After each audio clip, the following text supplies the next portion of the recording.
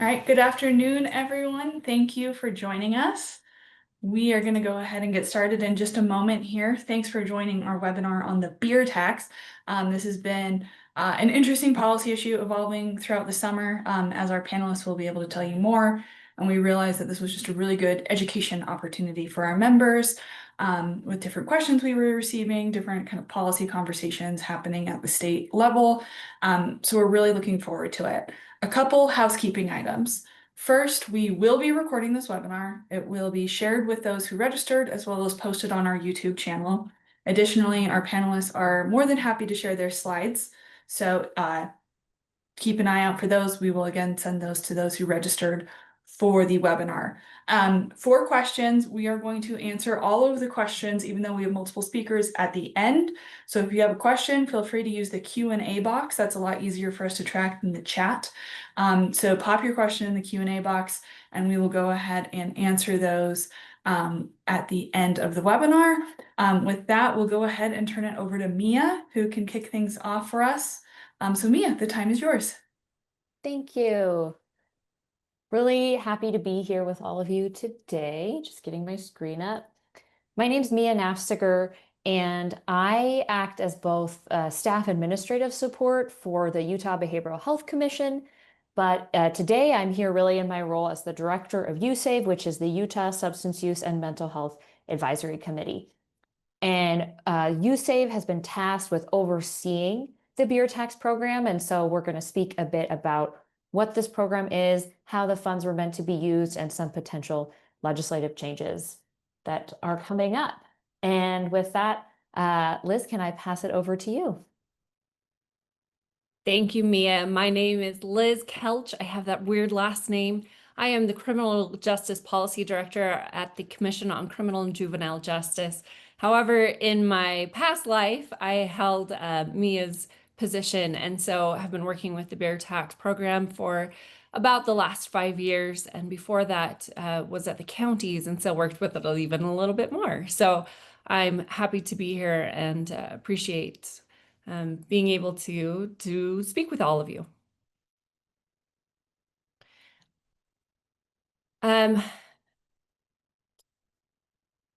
We wanted to just go over a few items about the beer tax program. And if you don't know, the beer tax program is an important program coming out of beer tax revenue appropriations each year. And counties and municipalities receive a portion of that based on a very complicated calculation and formula that comes out of statute. So it is written into statute. Those monies are in the account can be used for statewide public purposes, including reduction of harmful effects of substance abuse, overconsumption of alcoholic products by an adult, and prevention of alcohol consumption by minors. Those are the main purposes for those funds. We wanted to also go through and discuss the allowable uses for those beer tax funds. That becomes an ongoing conversation and education process for our elected officials. But those fundings allowed for include alcohol or substance abuse is where alcohol or substance abuse is a contributing factor, include prevention, treatment, enforcement, prosecution, and confinement. And I know for our municipalities, confinement might not be your topmost thought for this use, but counties may use this funding for confinement or treatment of persons. And for a lot of our municipalities, you are contracting with your counties for that funding. So legislature encourages municipalities and counties receiving money under this part to use the most effective formula allocation to fund evidence-based and evidence-informed prevention programs.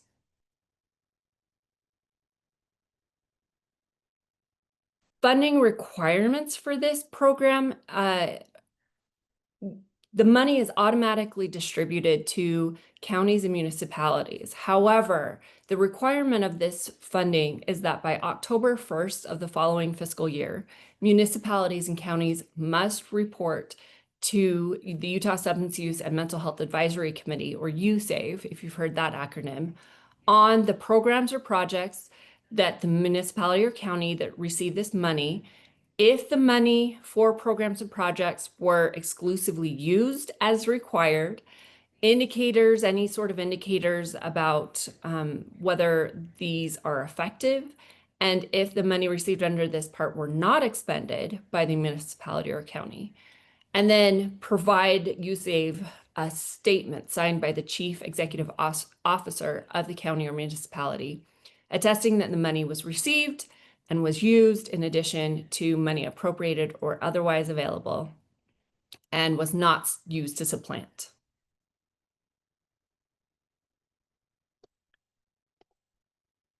So there's been a lot of questions about if you're not able to use this money, or if this money is being inappropriately used. And the only recourse that USAVE has is that they may suspend future payments to a municipality or county that does not file a report, or does not file a report that meets the requirements, or does not use the money as required on the basis of the report.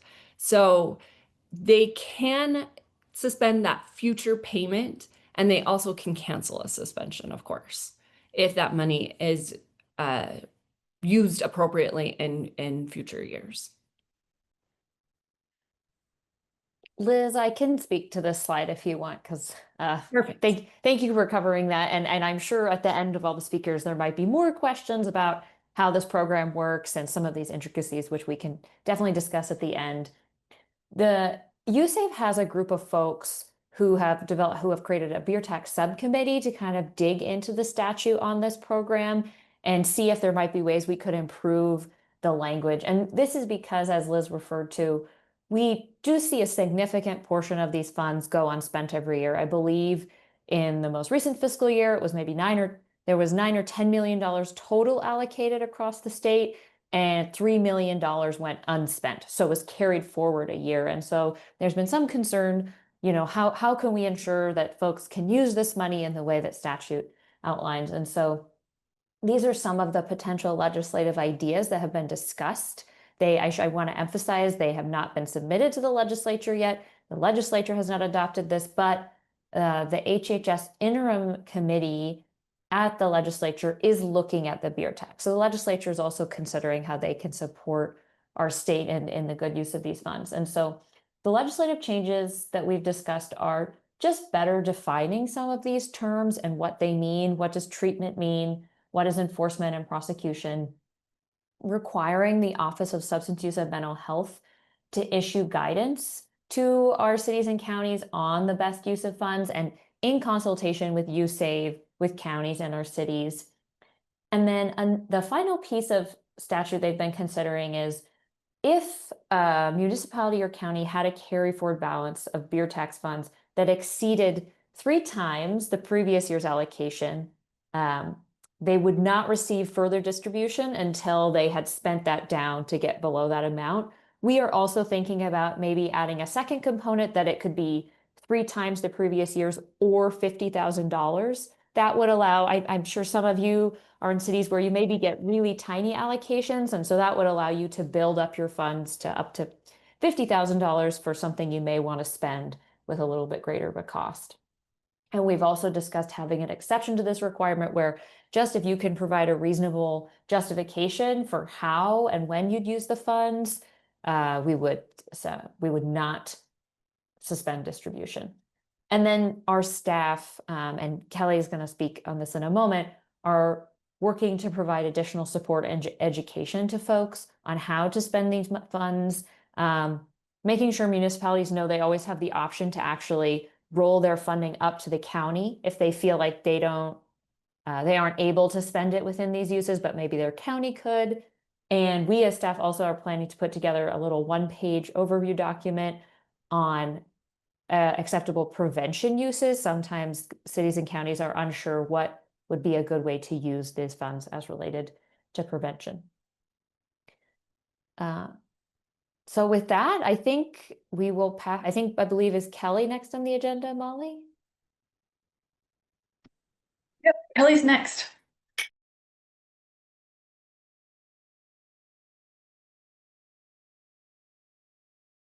Oh, can you hear me? Okay, so I'm Kelly Ovard. I'm the auditor for the Office of Substance Use and Mental Health. I go around and audit counties every year, work with their budgets and their year-end reports. Now do the beer tax as of last year, and also work on risk assessments for the local authorities.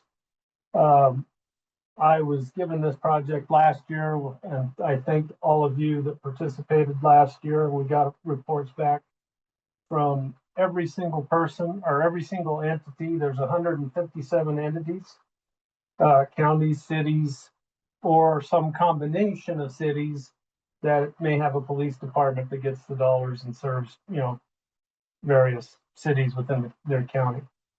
I appreciate everyone who uploaded and got everything in last year. We were kind of late getting the project. We were kind of late getting it off the ground, and we actually somehow got everything put together fast enough so the tax commission could do the distributions for next year. My part in this today is going to be pretty brief, but you may have a lot of questions because we're going to do the beer tax program a little bit different this year. Two things that I need from everyone when they go in and fill out the reports this year. If you are new in your city or county and did not fill it out last year, I need to get your email address, and you can send that email address to Utah State Beer Tax. I'm sorry, Utah Beer Tax at utah.gov. Utah Beer Tax at utah.gov, or kovard at utah.gov. And the reason for that is most of this is communicated by email or phone number, and I need an email or a phone number from the person at each entity within the state that is working on this. So if you are new and didn't do it last year, please send me your email so I can update. I need to know the county or the entity that you're reporting for. Second, there are some of you, again, like I said, that are doing this for police departments that cover multiple cities. There's some of you that have requested some more mergers. I know Heber and Midway is one of those. And Vineyard is asked to pull out of the county and be on their own. Those are all done in December. So in December, I have a list of people that have requested changes, and I will submit that to the tax commission before they do their allocations. So next year, that will, anything that needs to be changed, it has to be given to me by November so that I can make that change to the tax commission. And then actually there's a third, and the third one is the report is going to be done this year via Qualtrics. You will be sent a link to whomever it was I worked with last year, or if there is a new person, the person that fills out the report will get a survey. You'll click on the link, and before you even get to that point of clicking on the link, you need to make sure you know who is going to sign the report, and it has to be a county commissioner, county council, executive of the county, mayor. If there's a designated city council person, police chief, or sheriff. They're designated as the CEOs. And so that's who's going to sign it. You need to know who's going to sign the report. I need to make sure I have the actual person that I'm going to be working with. And one of the things you'll need to upload is a spreadsheet or summary of what was spent. in the report as last year, you're gonna write, well, we spent it on this and this was the outcome, such and such.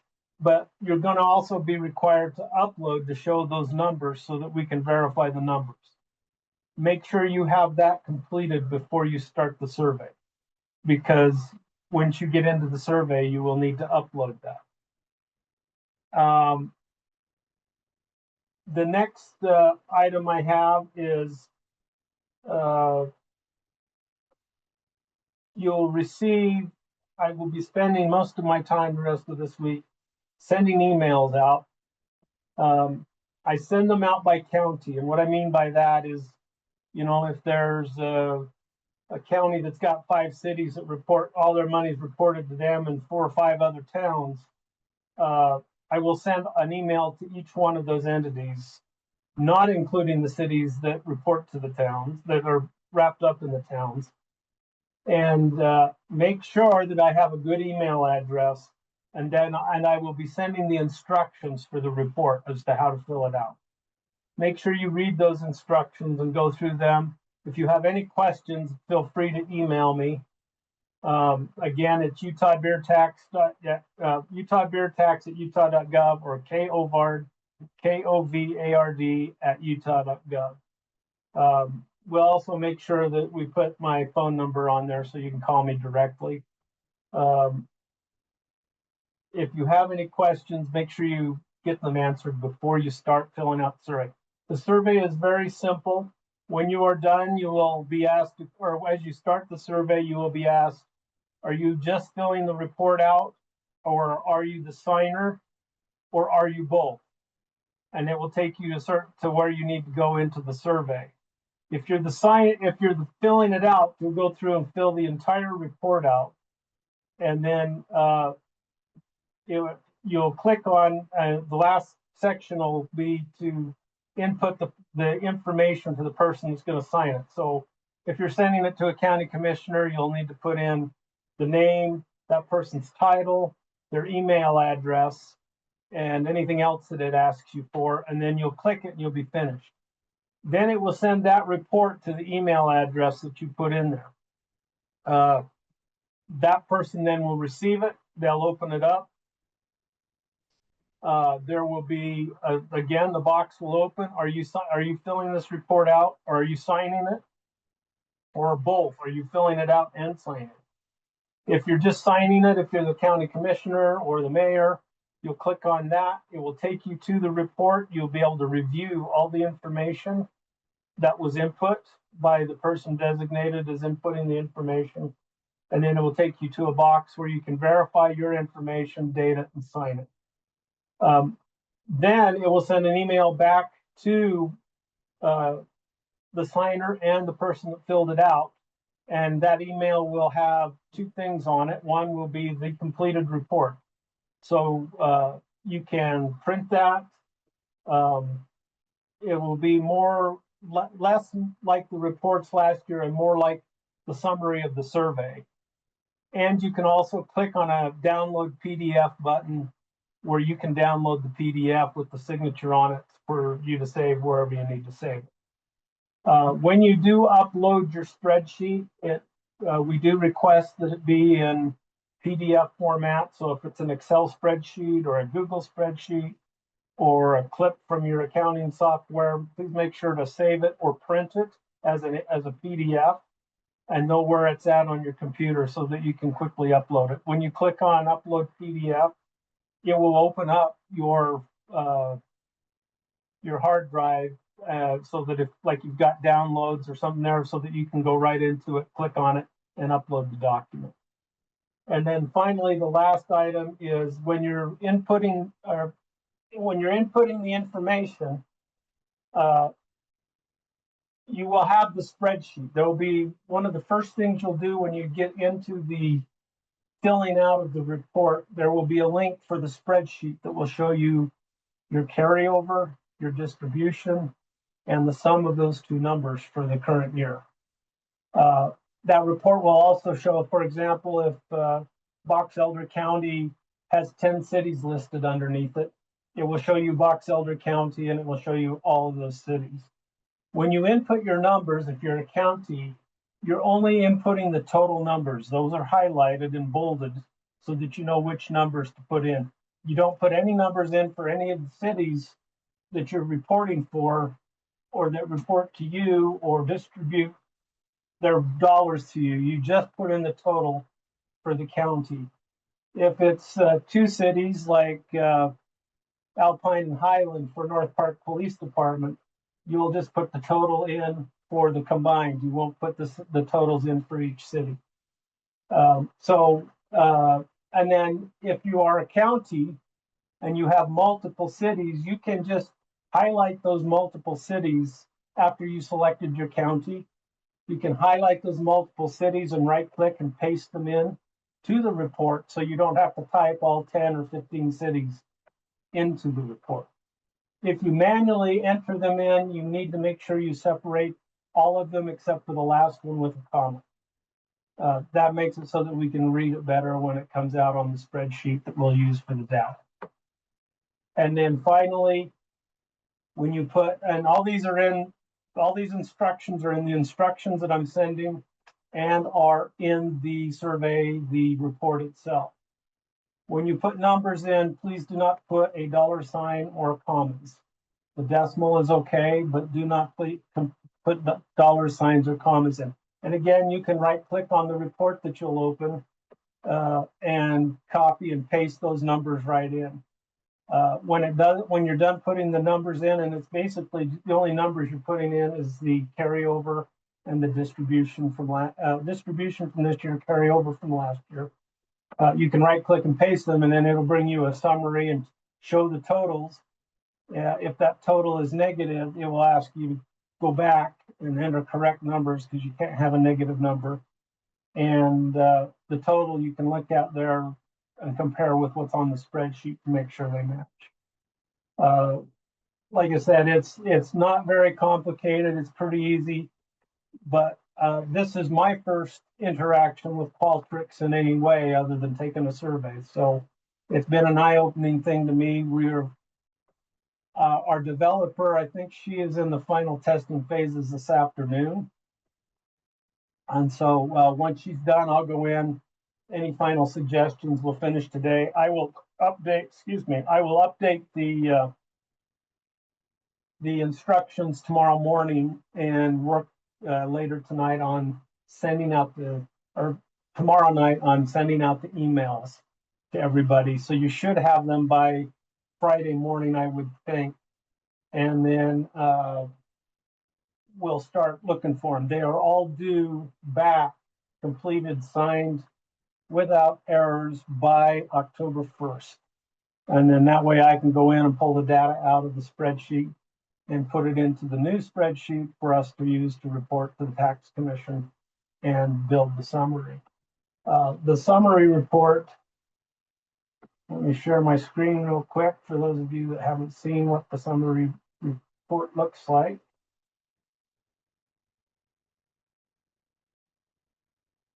The summary report here, this just kind of shows us how the dollars were spent. This is the report we do at the end of the year. This is similar to the spreadsheet that you will see that will be uploaded. It'll have a lot more information in that.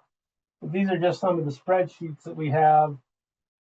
And then at the end of the year, so this is where we're going to combine Heber and Midway next year. This is the sheet that I have to make all those changes in when we send it to the beer tax so that they can reallocate the dollars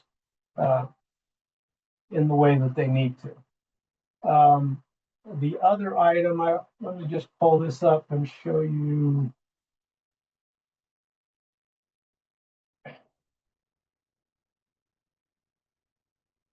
When you click on the link, this is the report that will be pulled up for you.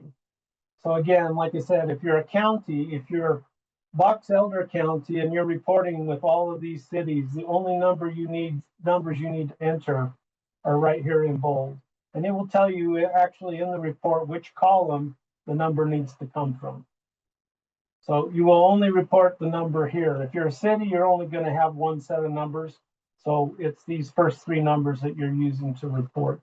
And then when you put these numbers in, it will calculate, and the total available that you have to spend for the year, it should match this number right here.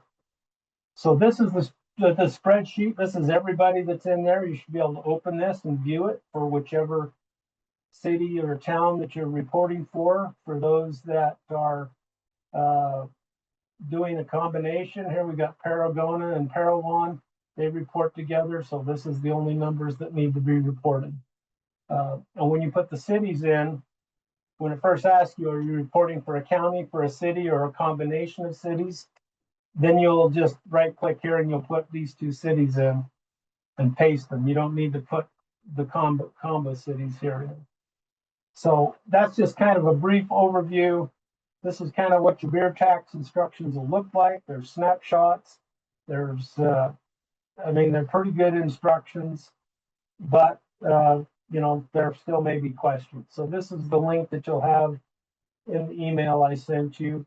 And this spreadsheet that I'm looking at here is actually in the instructions, and you can actually click on it here and open it up and look around and see what's there. So that's all I have for right now. Like I said, my plan is to have the instructions sent out so that I can gather emails of anything that's changed. You'll probably get an email, and again, it will be by county. So for example, Duchesne County, I will send one to the county, an email to the county, to Mighton, and to Roosevelt. So there'll be one email with these three names on it. If it's Davis County, it will be an email with all of these names attached. And the reason we're doing that is we found if we attach all 157 entities to one email, a lot of it bounces back because their spam filters will not let them go through with that many connections. So you'll get this email with the instructions by Friday, unless we run into a snafu, and it will be categorized by county and all the cities reporting. And the link will go out either Tuesday or Wednesday of next week. And then you'll have through October to submit it. Again, don't open it and don't do it until you have the instructions read. You have your spreadsheets or document that shows what it was spent for in a PDF on your computer so you can upload it. And like I said, please, if you have any questions, let me know. I don't expect too many until maybe next week or the week after, but I'm also, remember, I'm the auditor, and we start our auditing and blanding this September 23rd. So if you don't hear from me immediately when you send an email, you should hear from me by the next day. But there could be a chance I might be traveling somewhere throughout the state on the 22nd, 23rd, and on the 29th and 30th of the month. So that's all I've got. Thanks, Kelly. We have one more speaker, Chief Haight. Can we pass it over to you?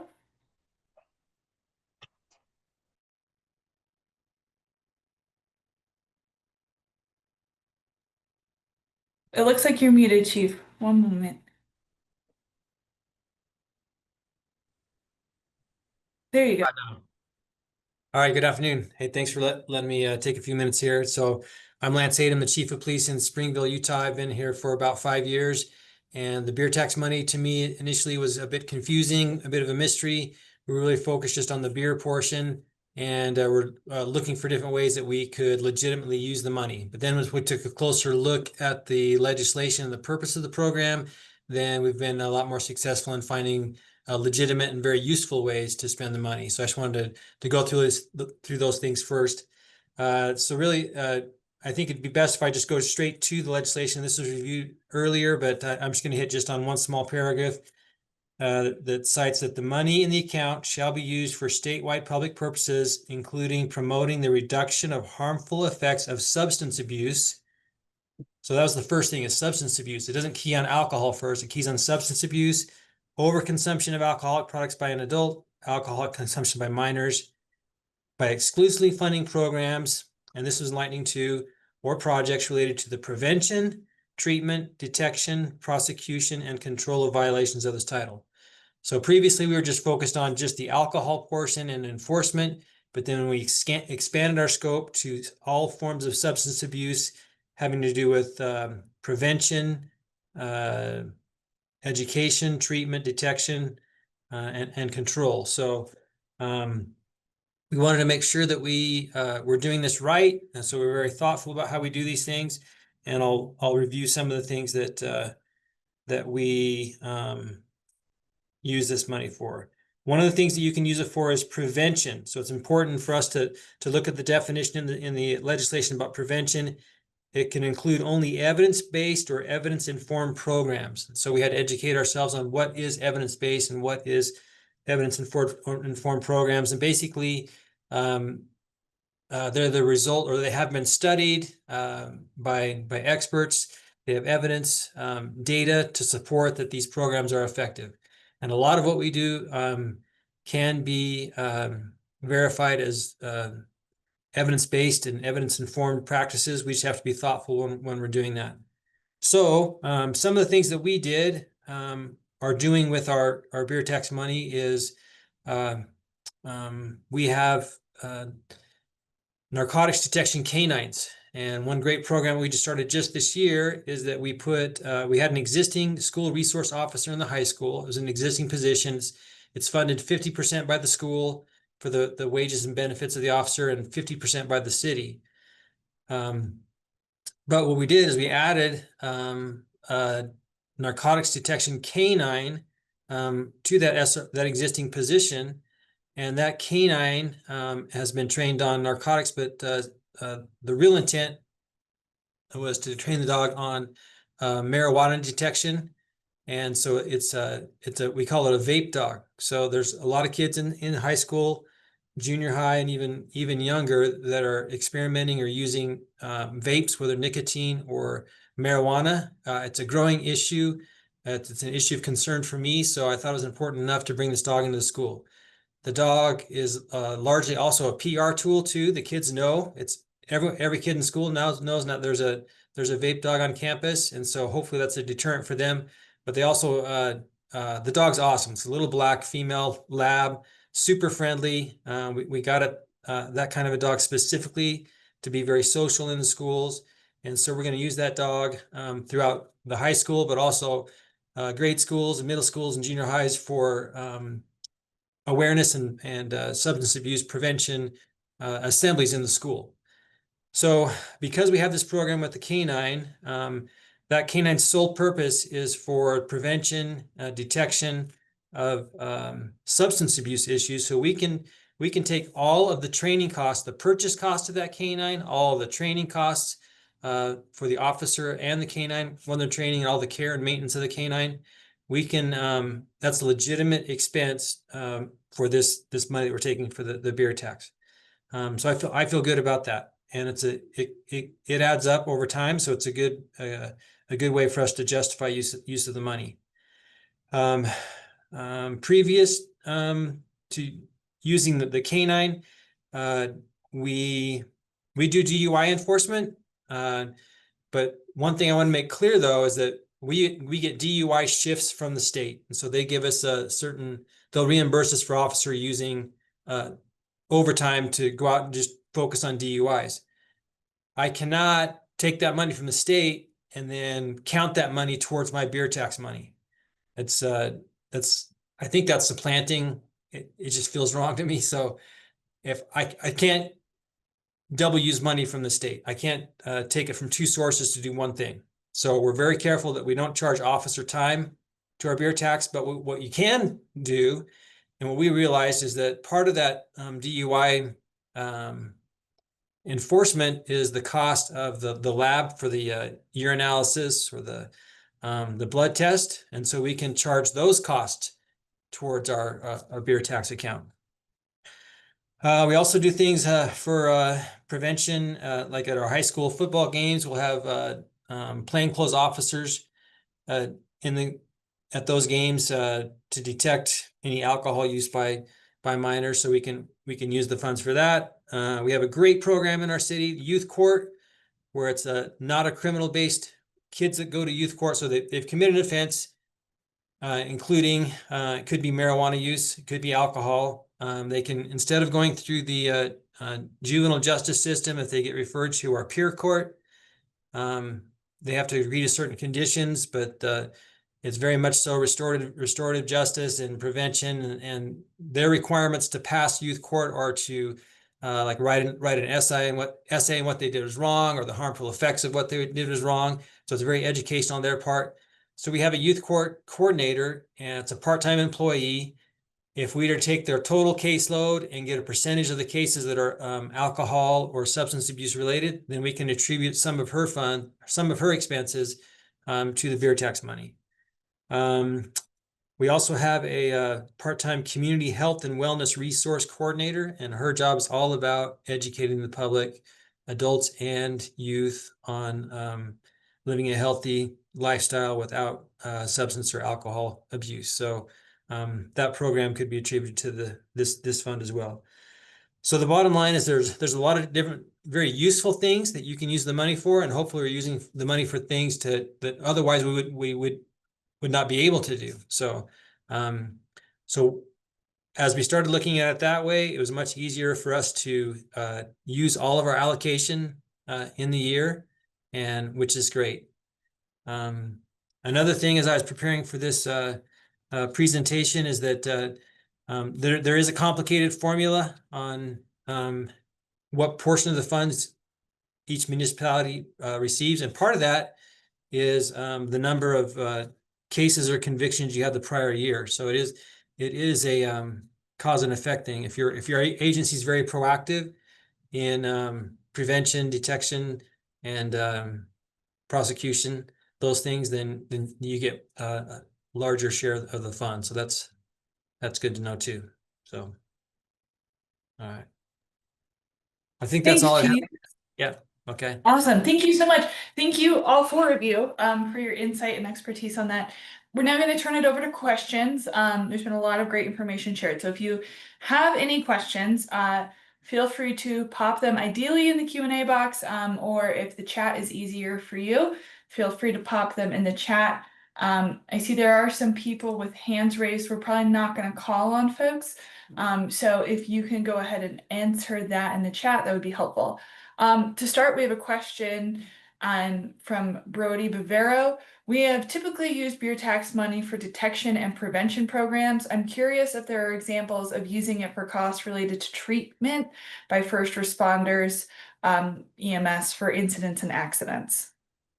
Not sure who's the best person to take that one.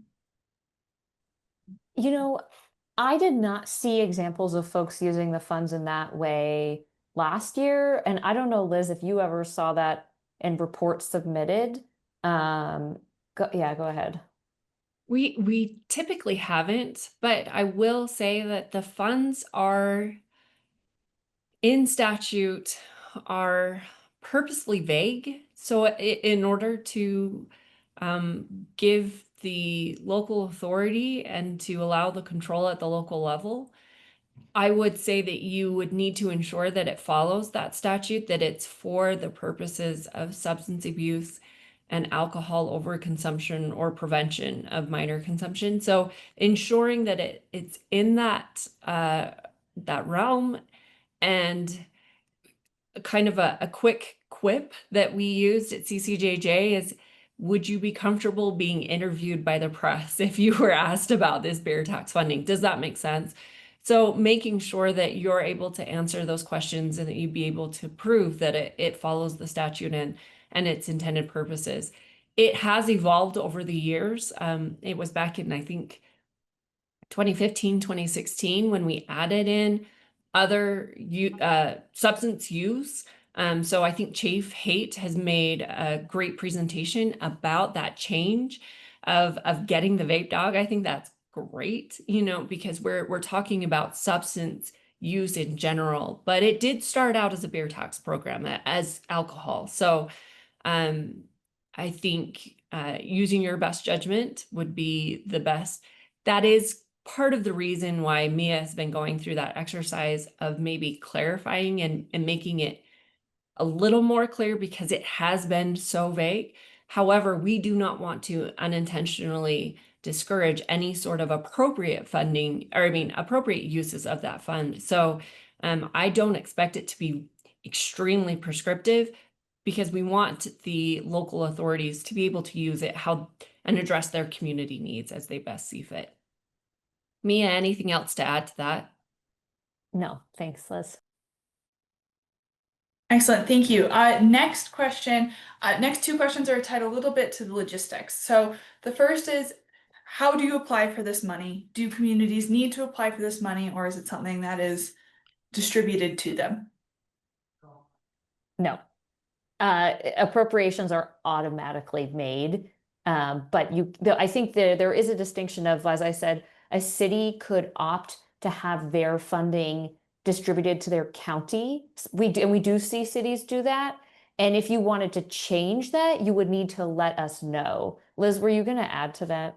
Yes, I think what Mia's described, this isn't an actual grant program where there's a fund sitting there and you make an application. It goes directly to the municipality or county and goes into their PTIF account. However, if organizations or if there are interested groups that want to work with their county or their municipality through their county council, through their town council, they can apply there. And so it is an education process for sure. But that's a great way to involve organizations that would like to address issues on a local level. Excellent, thank you. Our next question, again, has something to do with the timing. Where our first distribution will be in January, is our first report then due the following October, or can you kind of explain the funding year versus the reporting, how that all aligns? So the funding year, the year we're reporting on right now was the state fiscal year that just ended on June 30th. And so you have money that was distributed in January that can be spent between July 1 of 24 and June 30th of 25. So the whole year has completed in June, on June 30th. So now you're reporting in October for the year that is done. So if you've got your first distribution in January, yes, it is for fiscal year 25, which was July 1 to June 30th. So yes, your first report will be due in October. Excellent, thank you, Kelly. Next question, we're also buying a canine.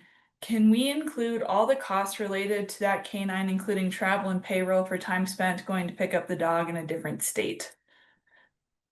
I mean, as Liz said, it is different from grant funding. Like you receive this appropriation, so you do have the flexibility to make those judgments. I think from our I really think I'd go back to what Liz said. Like, again, if you'd be comfortable publicly sharing that information, that you use the funds in that way, I think that's fine. I think from our perspective, that is related to reducing substance use, preventing substance use. So I think that we would consider that acceptable. I don't know, Kelly, if you have a different thought. No, I agree. The one thing I'd maybe just throw out here, and it's kind of an off, if you look at some of the counties and the way, the county dollars for Salt Lake County go to the health department, and then it's split over all 5 categories. When we say prevention, it's not just prevention within the law enforcement area. That could be a prevention provider in the county, that could be a prevention provider in the city.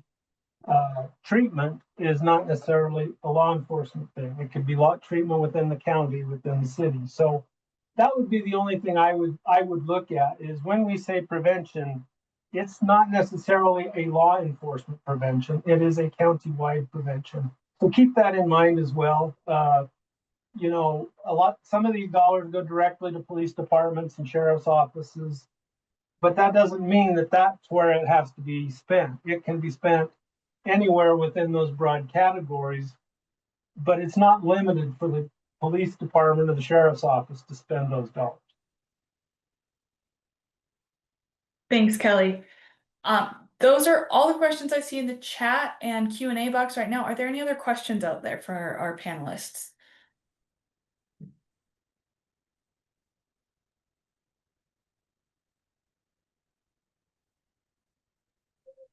Give it a moment to see what else comes in. Molly, while you're waiting, I just want to say that Yeah. we are grateful to this opportunity because I know there's been so many questions about beer tax, and I appreciate the opportunity to kind of clear that up. It Mhm. gets complicated and not complicated all at the same time. So we really appreciate as well Chief Haight and his explanation of what he's doing. I think he picked up on a lot of important things when it came to overtime shifts, DUI overtime shifts, and some of those things that have always been a question, I think, for individuals, and we'd love to answer any questions that people have afterwards. I'm happy to have them contact myself or if that helps. That'd be great, actually. And I know that Kelly was trying to share his contact info, and with the settings it was kind of bouncing. I've changed it. So Kelly or anyone else on the panel, if you're willing to share your contact information, especially that beer email address to make sure that folks can get the correct reporting. If you'd pop that in the chat again, that'd be really helpful. We have a couple more questions coming in now. Yes, this will be recorded. It will be shared, both the recording and the slides. So we'll be sure to get those out to everyone. We have another question that came in, but Chief, let's bounce it over to you first. I'll just say that my methodology is I go for the most obvious and easily justifiable expenses. And then if I can attribute everything to those easy ones, then I don't have to look at more of the nuanced, more difficult to justify. That's my methodology. That's great. Thank you. Next question. If my distribution is going to the county, what role do I have? Any reporting I need to do, or working with the county on how that money is used? No, you don't have to do any reporting. Kelly, do you want to speak to this a little bit? Yeah, no, that money goes to the county and the county distributes it however they see fit. The only thing I would say there is if you want it and you want to spend it, you would need to let me know what city you are. I know Vineyard right now is working to split themselves out of Utah County, so I've got that on my list to add, as long as some of the others that I've kind of talked about this morning or this afternoon. But yeah, if your money goes to the county, you won't get an email from me. You won't see anything. It will all go to whoever the person is filling out the report for the county. One question I have for you all, a lot of this conversation started because when you were looking at your audits, you found that there was a lot of money that, to some extent, the counties, but largely the cities were not spending. Is there a way, is it just looking at their PTIFs? Like, what can cities do to see if they're spending the money, how they're tracking that, kind of any suggestions you would have to make sure that our municipalities are making the most of their beer tax allocations? So when they get this report, that will be a link in the beer tax report forms for this year, and it will also be in the instructions. They can look, it will tell them what their carryover is. So they'll know Okay. by city or by county what that amount is. And like I said, the only caution right now, and the reason, there's two concerns. One is if the money's there and it's not being utilized, why is it not being utilized?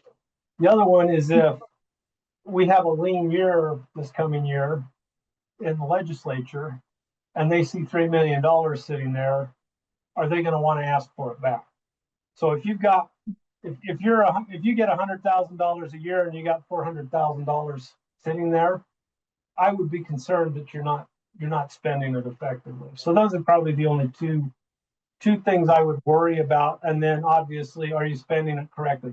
The language in the statute is very broad. That may change this year going forward, but for right now, that's what it is. Just make sure that you when you fill your report out, there'll be a section for each thing that you said you spent dollars in: prevention, treatment, law enforcement, corrections, and prosecution. Just make sure you clearly state what those are. I don't need the total amounts.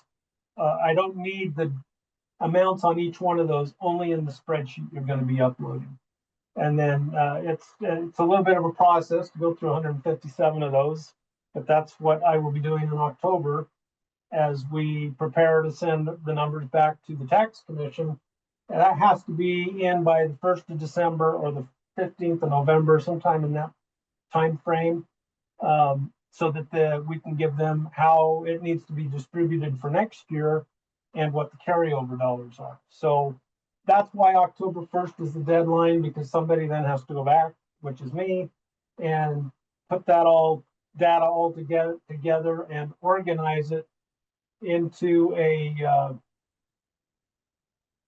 format that is easy to read and to understand. I'll share this just one more time real quick.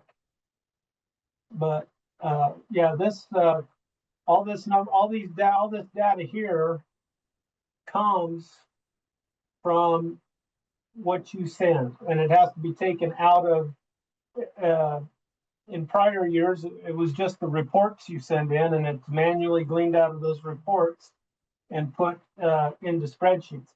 This year it will be in a spreadsheet, and then we'll just have to put the data in so that we can structure it and see how it is. So when you won't have this report, you'll have a piece of it, which is the let's see.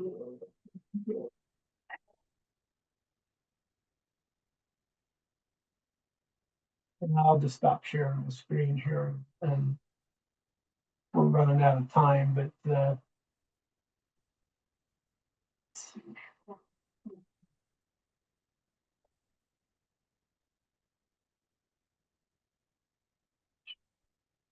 so the report is just simply this one, and that you'll have, but again, you'll be able to see. So anything in the orange color is a county, and the cities that are dollars are rolled up. Same here.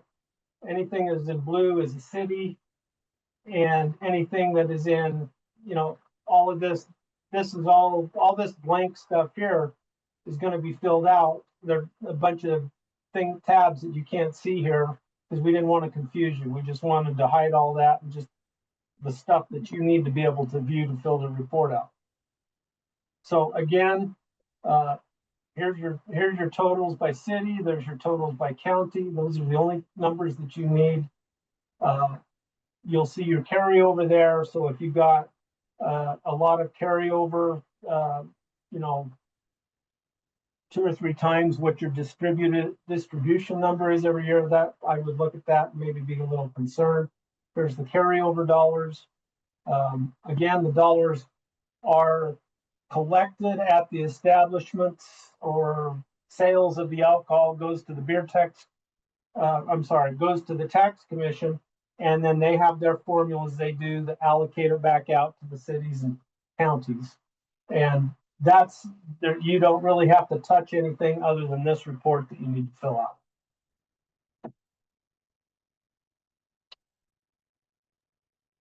That's great, Kelly. Thank you. And as was mentioned, everyone, I believe, shared their contact info in the chat. We'll be sure to send that out in our follow-up email as well. We're coming up on time. So again, a huge thank you to Mia, Liz, Chief Haight, Kelly for joining us today. We again recorded this. We will send out that recording. We will send out the slides. And all these folks are available if you have additional questions. So a big thank you to everyone for joining us today, and we will see you soon.